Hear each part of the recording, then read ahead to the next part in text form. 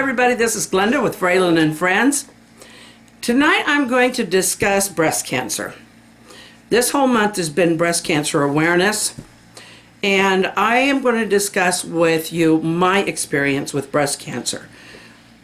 I was diagnosed in 2008. I just really wasn't sure how to approach this subject in order to convey my experience without getting either too technical or too just overly descriptive.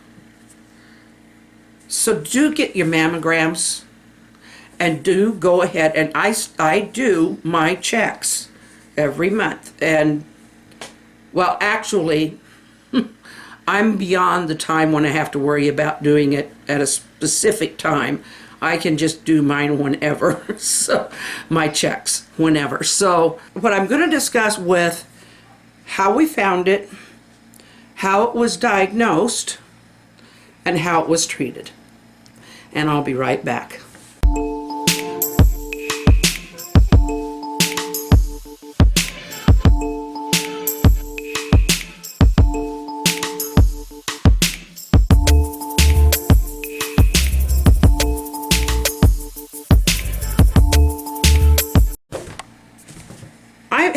I've been of an age now for a while that annual mammograms are they're just something you do every year.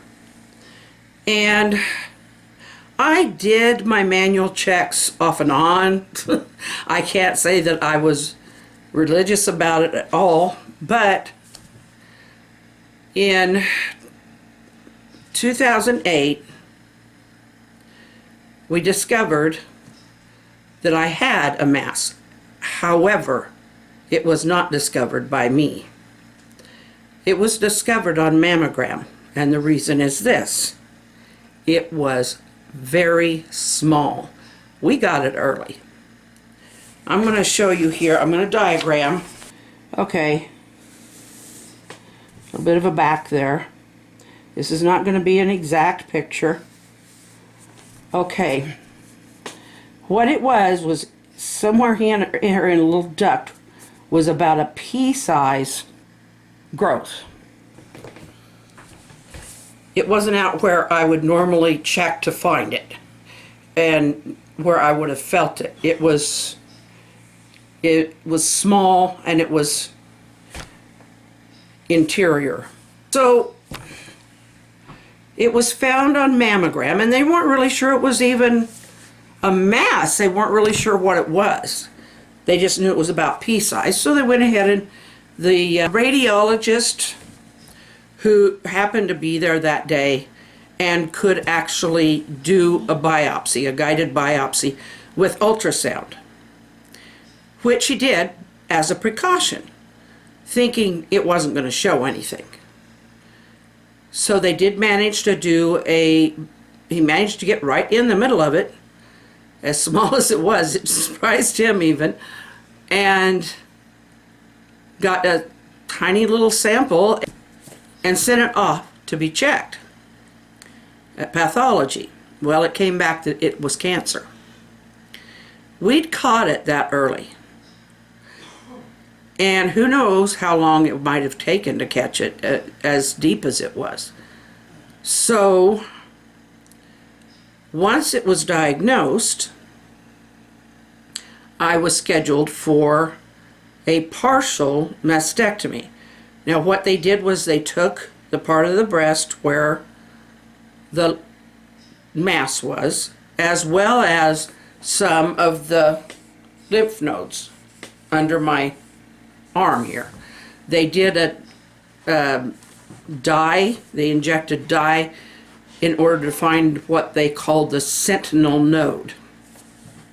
Now, to me, sentinel is someone who guards something or keeps a watch out on something. So that's the only thing I would know about that. But they needed to find that lymph node, and so they did take out lymph nodes and a portion of that left breast. And Then I went for radiation treatments, which were about 6 weeks, I believe. After that, I never was on any kind of chemo where I had to sit in a chair or anything. I had to take a oral medication called Arimidex, and it was a tiny little pill, but it really made my joints and stuff kind of painful. It wasn't as bad for me as it was for some, but I could tell the difference. I mean, I could tell that my joints hurt a little bit. So I have known some who have had to go on something different. It just depends on the person. I will, when I think about it, when I'm taking a bath or whatever, I will just feel my breasts and make sure that I don't feel anything that shouldn't be there. For the first, 5 years, I think. Well, for the first while, I had to have a mammogram every 3 months, and then it went to 6 months, and then, but when I was through 5 years of it, and they considered me clear, then they put me on back to once a year. And they've never found anything since, thank goodness. I am very glad about that. But it is serious. There have been too many women die from breast cancer. And sometimes it's because of the type of breast cancer it is, or how they respond or don't respond, or how fast it grows. It just depends. But most of the time, if it's caught early, or even these days, the things they're doing with cancer and curing cancer are phenomenal. So, yes, it does still kill. And it is something to take very seriously. But it's not a death sentence, not automatically. I've known quite a few people who have lived quite some time, and others who have beaten it. And I have known those who have passed away from it. And it's very heart-wrenching when that happens. So with that, I am going to go in the other room, and I'm going to read you a poem that I wrote back around that time called Pink April, because April was the month when I had my partial mastectomy done. Okay, I'm going to read that poem, Pink April, which helped me get through that time after all things were going the way they were. It's called Pink April. April was the month I had my surgery in 2008. Today I'll buy a pink brassiere and wear under a sheer white top. Not any day would be so brash as to celebrate my breasts. But now, as April proves, my cup can yet be full. I've need for outward sign of what the doctors left.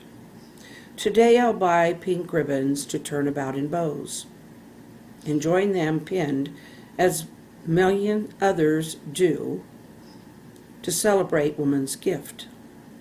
The sweet milk suckled from our nipples by tender newborn mouth cleave to mounds of flesh for proud bellies full. Today I'll touch unashamed the curve upon my chest. What God endowed be as it is, no need to hide from me. If it be gone to save my life, in time as time unfolds, I'll have memory of the soft, bare flesh of my womanhood. I hope that, if anything, that my story has helped someone. That is what's most important about this. Otherwise, why tell it? You know? So, we'll be back tomorrow with something else.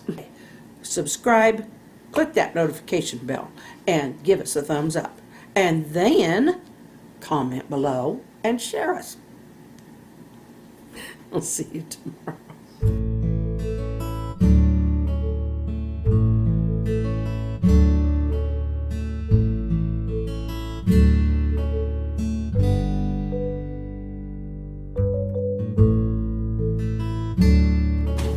If you would like to help support this channel as well as my writing, just buy my books. That's the best way. Got it yesterday. It's got a flag on it even. Goodbye.